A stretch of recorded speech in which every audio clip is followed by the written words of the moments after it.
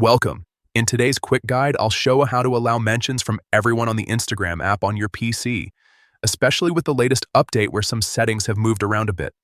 If you've ever had trouble being mentioned by people who aren't on your followers list, this setting is exactly what you need to change.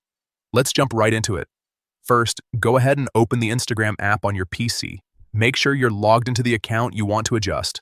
Once you're on the home screen, look down to the bottom left corner. You'll see 3 horizontal lines there. Click on those to open the main menu. From that menu, find and click on Settings. This will take you to a page where you can control different parts of your account. Now, inside Settings, look for the section called Tags and Mentions.